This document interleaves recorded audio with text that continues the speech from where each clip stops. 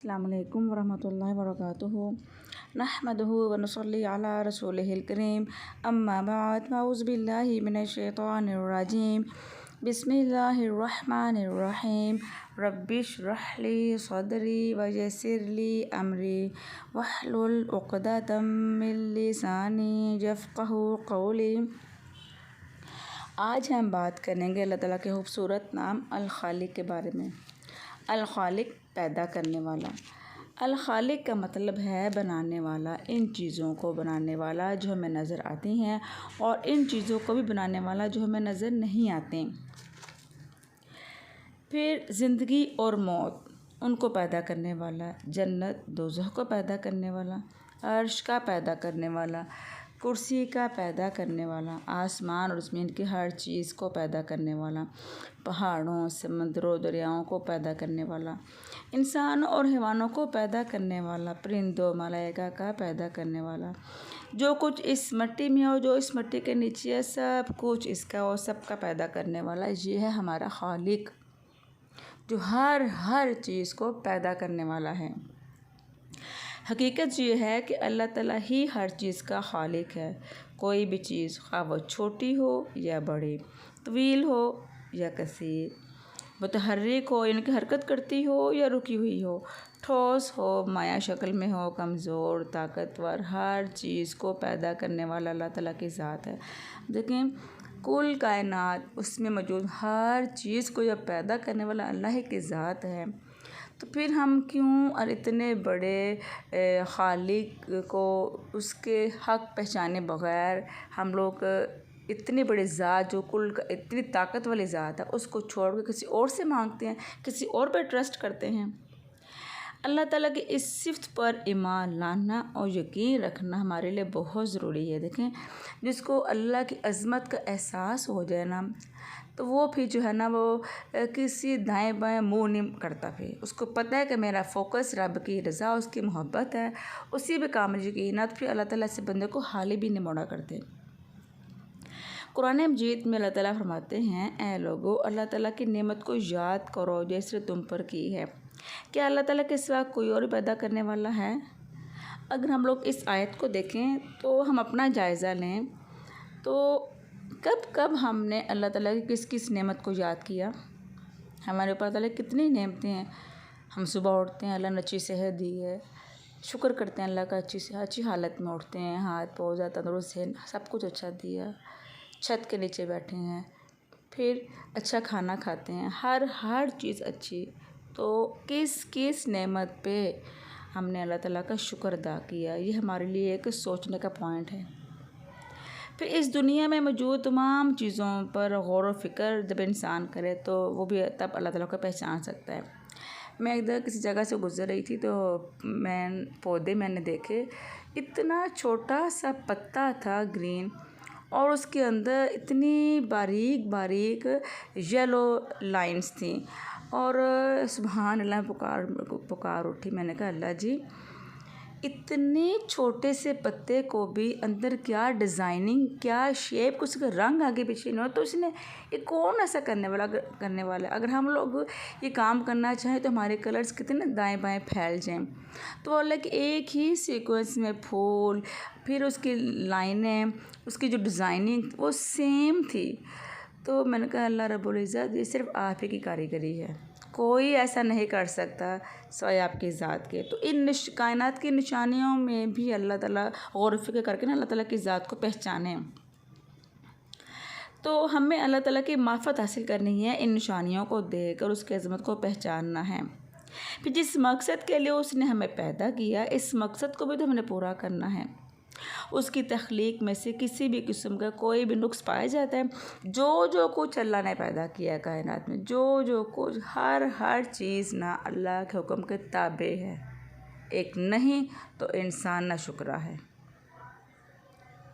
कुरान पाक में अल्लाह ताला फरमाते हैं, और जिसने 7 आसमान ऊपर नीचे पैदा किए, रहमान के पैदा किए हुए हैं, तुम कोई कमी बेशी नहीं देखोगे, फिर तुम तफावत नहीं देखोगे। फिर निगाह दौड़ाओ, कोई खट्टी पिटी जगह नज़र नहीं आती, बार बार निगाह दौड़ाओ, तुम्हारी नज़र नाकाम होकर वापस पलट आएगी और थकी हुई होगी। तुम इसकी तख्लीक में किसी भी किस्म का नुक्स नहीं ढूंढ सकते।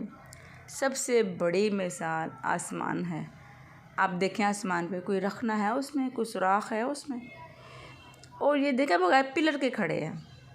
जब दुनिया में हम लोग इंसान, जब हम लोग घर बनाते हैं, हमारे 4 पिलर होते हैं ना, स्तून खड़े होते हैं तो उसके ऊपर छत बनती है। वो तो ऐसी छत है तो कोई पिलर ही नहीं है, तो कौन बनाने वाला है इसको?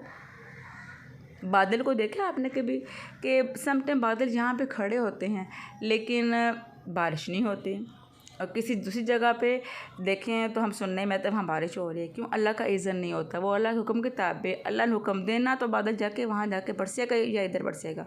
अगर अल्लाह रब्बुल इज़्ज़त ने हुक्म नहीं देना तो वो स्टिल खड़े रहेंगे। तो ये है अल्लाह के हुक्म के ताबे। क्या हमारी ऐसी फरमाबरदारी है? अब इंसान ने भी जो कुछ बनाया है ना, तो ये समझे कि उसको बनाने वाला अल्लाह की ज़ात है। अगर इंसान कोई पेन भी बनाता है, उसको अकल किसने दी? खुद तो नहीं ना कोई चीज़ बन गई, कागज़ पेंसिल कलम कुछ भी जो है खुद से खुद तो कोई चीज़ नहीं बनी, उसको अकल किसने दी? वो जहानत, वो इल्म किसने अता किया? अल्लाह रब्बुल इज़्ज़त ने। पीछे सपोर्ट अल्लाह ही की होती है तो बंदा काम करता है, अगर अल्लाह की सपोर्ट ना हो बंदा कुछ भी नहीं कर सकता। इसलिए अपना इल्म ना जताए कि मैंने ये काम किया, अल्लाह की रज़ा को पहचाने, कुछ ने तौफीक दी तो मैंने ये काम किया। फिर अगर हमें मालूम ना हो तो ये हमारी लाइल्मी है ना समझी है कि हम इसके बावजूद अल्लाह को पहचानते नहीं हैं। कुरान मजीद में अल्लाह ताला फरमाते हैं, अक्लमंद कौन है? अक्लमंद वो हैं जो अल्लाह ताला को याद रखते हैं। कैसे? खड़े होकर भी, बैठकर भी, और अपने पहलुओं पर भी। तुमने आसमान और ज़मीन उनके दरमियान की चीज़ों को बेकार पैदा नहीं किया। ये इन लोगों का गुमान है जिन लोगों ने कुफ़र किया, तो बर्बादी है उन लोगों के लिए आग की शक्ल में जिन्होंने कुफ़र किया। तो ये दुनिया हमारी बनाई हुई नहीं, अल खालिक की बनाई हुई है। तो इस दुनिया में रहते हुए भी हमें उस खालिक की मर्ज़ी के मुताबिक ही काम करने होंगे। क्यों? हम ना, अल्लाह ने जो हमें दुनिया में भेजा ना, वो भी भेजने का एक मकसद है कि जब हमने वापस जाना ना तो हमारी पूछ होगी, मैंने तुम्हें दुनिया में भेजा था ये काम करने के लिए, तो आज तुम मेरे पास आए हो, तो बताओ क्या काम करके आए हो? खाली हाथ या अपना काम करके दुनिया में से जाएंगे? ये हमारी चेकिंग होगी वहाँ जाके। फिर कुरान मजीद में अल्लाह ताला फरमाते हैं कि हमारा रब वो है जिसने हमें हर चीज़ को उसकी शक्ल और सूरत बख्शी, फिर रास्ता दिखाया। हर चीज़ को अल्लाह ने बताया कि उसने क्या काम करने हैं, जैसे सूरज, चाँद, हवा, दरिया, पहाड़। तो देखिए सूरज जो है ना वो अल्लाह के हुक्म के मुताबिक काम कर रहे हैं। अल्लाह ने हुक्म देना है यहाँ से तुलू हो, वो यहाँ से तुलू हो, वहाँ पे गुरूब होता है। वो एज़ इट इज़ रोज़ाना काम कर रहा है। वो ये तो नहीं कहता कि आज मैं थका हूँ, आज मैं तुलू नहीं होना, नहीं। जैसे अल्लाह का इज़्न आता है सूरज तुलू होता है, अल्लाह का इज़्न आता है गुरूब होने का, वो गुरूब हो जाता है। हवा है, अल्लाह का इज़्न होता है वो चलती है, कहाँ कहाँ जाए, किस किस को फ़ायदा देना, वो सब अल्लाह के इज़्न से होता है। पहाड़, अब देखिए अल्लाह ताला ने हमें जब पैदा किया ना, तो फिर पैदा करने के बाद हमें छोड़ नहीं दिए, हमारे लिए असबाब मुहैया किए यहाँ पर ज़िंदा रहने के लिए। अब देखें पहाड़ जिस तरह हमें नज़र आते हैं ना ऊंचे, इतने ही पहाड़ ज़मीन के अंदर भी हैं, तभी तो हमारे ज़मीन को वो कंट्रोल किए हुए हैं। जैसे हम दीवार पे कील ठोंकें तो हम लोग कैसे कील ठोंकते हैं? वो आधा बैलेंस में ना, आधा दीवार के अंदर जो आधा दीवार के बाहर होगा तो उसके ऊपर जो चीज़ हैंग करें तो बैलेंस में होगी, वरना ज़रा सी बंदा अड़ाएंगे ना तो वो कील अनबैलेंस होकर वो चीज़ नीचे गिर जाएगी। पहाड़ भी जितने ऊपर नज़र आते हैं ना उतने अंदर खड़े हुए हैं। तो ये अल्लाह की हिकमत है, अल्लाह का इज़्न है, उसी के इज़्न से पहाड़ ऐसे बने हैं जिसने हमारी ज़मीन को कंट्रोल किया हुआ है। फिर हकीकत ये है कि इंसान और जो इसकी ज़रूरियात है, इन सब को भी अल्लाह ताला ने पैदा किया है, लेकिन अफसोस कि इंसान जो है वो अल्लाह ताला का हक़ अदा नहीं करता। कुरान पाक में अल्लाह ताला फरमाते हैं, हमने तुम्हें पैदा किया, तुम तस्दीक क्यों नहीं करते, यानी इस बात को तुम सच क्यों नहीं मानते? तो ये कैसे मुमकिन है कि अल्लाह ताला हमें पैदा करे और हमारे ज़िंदगी का मकसद ना बताए? कुरान पाक में अल्लाह ताला फरमाते हैं, हमारा रब तो वो है जिसने हर चीज़ को उसकी शक्ल और सूरत बख्शी, फिर रास्ता दिखाया। यानी हर चीज़ को बताया कि उसने क्या क्या काम करने हैं। जैसे सूरत अपने रूटीन पर काम कर रहा है, हर चीज़ अपने रूटीन पर काम कर रही हैं।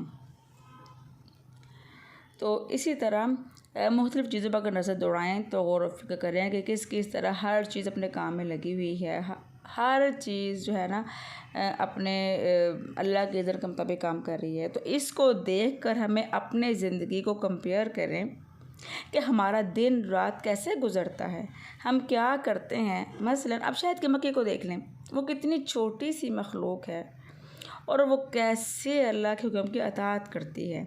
आपको पता है शहद की मक्खी जिस रास्ते से जाती है ना, कितने मील का सफ़र करते है, वो उसी रास्ते से वापस आती है।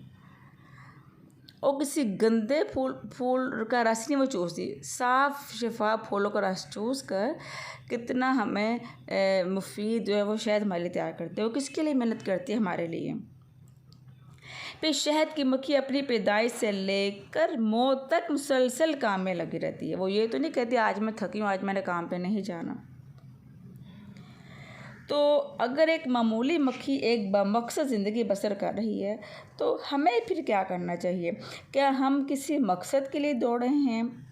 क्या हम अपने रब के फर्मा बरदार हैं? हदीस में आता है कि रसूलुल्लाह सल्लल्लाहु अलैहि वसल्लम ने फरमाया, तुम में से किसी के पास शैतान आता है, पहले तो तुम्हारे दिल में ये सवाल पैदा होता है कि फ़लाँ चीज़ किसने पैदा की। आखिर फिर बात यहाँ तक पहुँच जाती है कि वो तुम्हारे दिल में ये वसवसा डालता है कि तुम्हारे रब को किसने पैदा किया। जब किसी शख्स को ऐसा वसवसा शैतान डाले तो उसे क्या करना चाहिए? अल्लाह की पनाह लेनी चाहिए, शैतानी ख्याल को छोड़ देना चाहिए, क्योंकि अल्लाह ताला की ज़ात के बारे में शक करना सबसे ज़्यादा इंसान के लिए ख़तरनाक है। इंसान के लिए ही जानना काफ़ी है कि कोई चीज़ भी खुद बहुत पैदा नहीं होती, इसका बनाने वाला अल्लाह की ज़ात है। मैं उसी पर ईमान रखता हूँ, उसी के आगे मैं झुकता हूँ। तो इंसान अगर अपनी पैदाइश पर गौर करे तो वाकई इसका सजदे में पड़ जाना, जब इंसान सजदे में होता है ना तो वो क्या करते फीलिंग्स आती हैं कि उसकी पूरी आजिज़ी जो है ना वो अल्लाह के लिए है। तो फिर वो अल्लाह ताला के तस्बीह बयान करते हुए इस बात का इकरार भी करता है कि या अल्लाह मेरे अज़ा, मेरा सर, हाथ, पाँव, दिल, दिमाग, ख़यालात, तसव्वुरात सब कुछ अल्लाह के झुके हुए हैं। ये सब तेरा ही पैदा करता है। तेरी हर नेमत पर मैं शुक्र अदा करती हूँ। फिर शुक्र अदा करने में अल्लाह का ज़िक्र भी करे। फिर इस ज़िक्र में सिर्फ ज़ुबानी ज़िक्र ना हो बल्कि दिल भी साथ शामिल हो, मोहब्बत के साथ, दिल के साथ, मोहब्बत के साथ ज़िक्र करें। फिर उसके एहसानात को ना भूले कि किस तरह अल्लाह ताला उसको ज़िंदगी बख्शी। फिर इसी तरह मखलूक के आगे भी ना झुके। बाज़ लोग क्या करते हैं, इंसानों के आगे, कब्रों के आगे झुकते हैं, तो ये शिर्क की बदतरीन किस्म है। अल्लाह ताला ने हमें अपने आगे झुकने को बोला है ना, हम क्यों किसी के आगे झुककर उससे मांगते हैं? खुद से दुआ करें, खुद से अल्लाह से मांगें और हम उसके बंदों और उसी के आगे झुकें, अल्लाह के अलावा किसी आगे मत झुकें। तो अल्लाह ताला इंसान जो है वो हर रोज़ हर नेमत के मिलने पर अल्लाह ताला का शुक्र अदा करे। तो अल्लाह ताला हमें तौफ़ीक दे कि हम इस खालिक के हक़ को पहचानें, उसके आगे हकीकी मायनों में झुक जाएं, अपने सारे जज्बात, एहसासात, तवक्कुल, उम्मीदें सब उसी से वाबस्ता करें, क्योंकि वही हमारा खालिक है और उसी की तरफ हमने लौट कर जाना है। तो जब जाना उसी के पास है तो तैयारी भी तो वैसे ही करें कि जिससे वो हमें देख के हमारे अमाल देख हमसे खुश हो जाए, हमसे राज़ी हो जाए। अल्लाह रब्बुल इज़्ज़त हमें इसकी तौफ़ीक अता फ़रमाए। कल फिर अल्लाह ताला के एक और खूबसूरत नाम के साथ बात करेंगे। तब तक के लिए अल्लाह हाफ़िज़। अपना ख़याल रखिएगा। अस्सलामु अलैकुम व रहमतुल्लाहि व बरकातुहू।